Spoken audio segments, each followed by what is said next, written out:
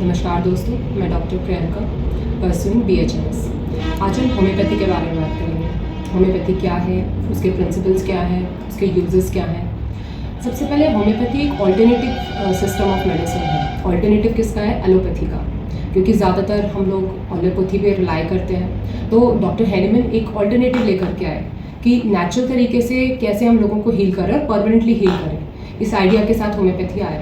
अब इसमें होता क्या है, जो मेडिसिन हम देते हैं वो सिम्टम सिमिलैरिटी के बेसिस पे देते हैं। मतलब लाइक क्योर्स लाइक। इसका मतलब क्या हुआ, आपको कोई बीमारी हुई तो जो सिम्टम्स वो जनरेट कर रही है और मेडिसिन आपको वही दी जाएगी, वो सिमिलर सिम्टम्स जनरेट करने वाली होनी चाहिए, तभी वो आपके लिए राइट मेडिसिन है। लेकिन क्या होगा, अगर वो सिम्टम्स सिमिलर करेगी तो आपको लगेगा अरे इससे तो मेरी जो बीमारी और ज़्यादा एग्रीवेट हो जाएगी। ऐसा नहीं होता।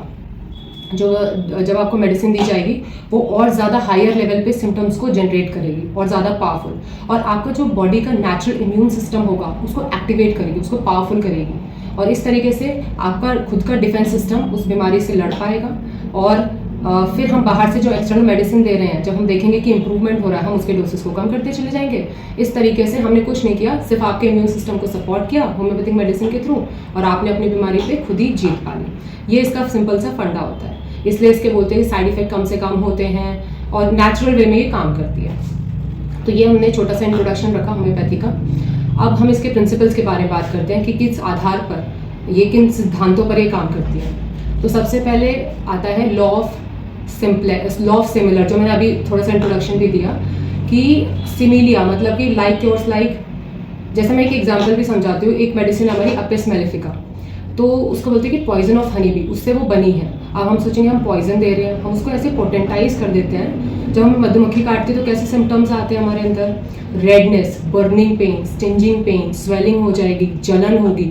ठीक है, तो हमने देखा कि जब मधुमक्खी काटती है तो ऐसे ऐसे सिम्टम्स आते हैं। अब कोई बीमार बंदा है तो उसको अगर ऐसे ही सिम्टम आ रहे बिना मधुमक्खी काटे, तो हम उसको वही मेडिसिन उसको सूट करेगी, हम उसे वो देंगे और उसके जो डिजीज के कारण सिम्टम हो रहे होंगे ना, वो सप्रेस हो जाएंगे उससे। ये फंडा है। तो that is law of similia. दूसरा आता है लॉ ऑफ सिंप्लेक्स।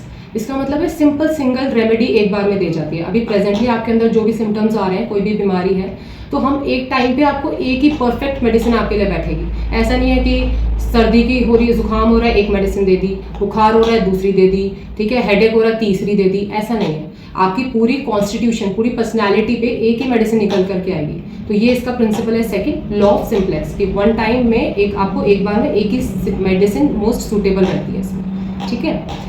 तीसरा आता है law of minimum dose. Minimum doses पे हमारी होम्योपैथी काम करती है। जैसे एलोपैथी में क्या होता है, आपकी मेडिसिन, आपकी जो प्रॉब्लम है सही नहीं हो रही है तो हम डोसेस को बढ़ाते जाते हैं। हम सोचते हैं हायर पावर देंगे तो जल्दी से ठीक हो जाएंगे, बट वो आपके सिम्टम्स सिर्फ सप्रेस हो रहे होते हैं। यहाँ पे क्या होता है, जितना मिनिमम आप उसकी पावर को करते जाते हैं, जितना पोटेंटाइज करते जाते हैं, उतना ही आराम आपको मिलता चला जाता है। तो लॉ ऑफ मिनिमम डोज, ये इसका प्रिंसिपल है। नेक्स्ट थर्ड अब आता है डॉक्ट्रिन ऑफ ड्रग प्रूविंग।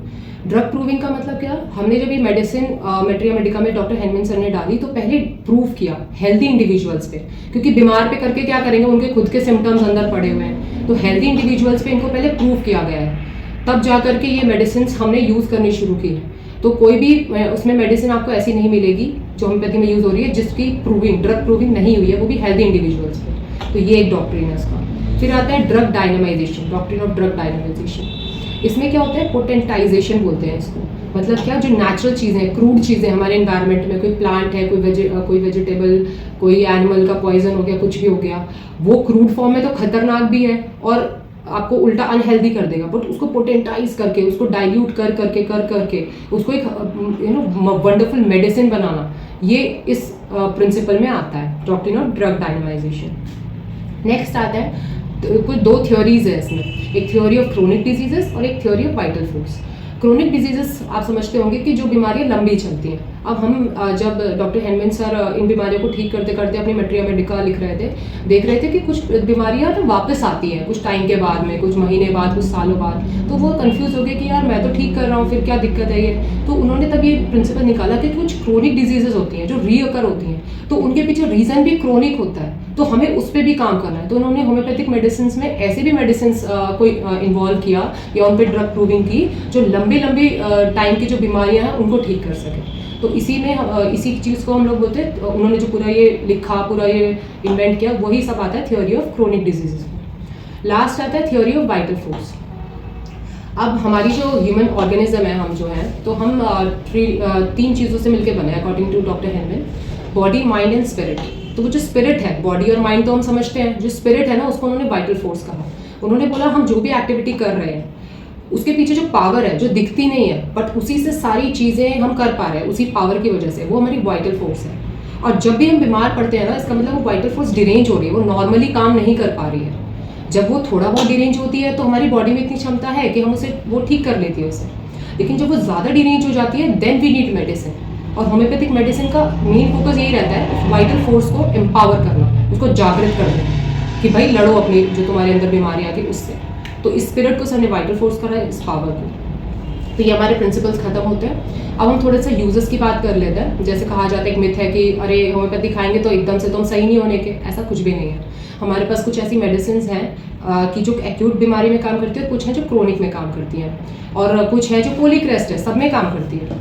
तो अगर मैं एक्यूट का एग्जांपल दूं, जैसे हमारे पास एकोनाइट है, बेलाडोना है, ये ऐसी कंडीशंस में काम कर देते हैं जब पेशेंट को लगता है हाय मुझे इतना फीवर आ चुका है, इतना हेड फट रहा है, जल रहा है, और मैं एकदम, मेरी पल्स एकदम लो हो चुकी है, मैं मतलब मरने वाली कंडीशन होती है ना, उसमें भी आप अगर होम्योपैथिक डोज, अगर आपने सही मेडिसिन उसको सही टाइम पे दे दी तो उसकी जान बच जाती है। तो इतनी एक्यूट और सीवियर केसेस में भी होम्योपैथी काम करती है। सो ये मिथ है कि एक्यूट में ये काम नहीं करेगी, बस आपको एक राइट डॉक्टर की जरूरत है। That's all from my side, thank you.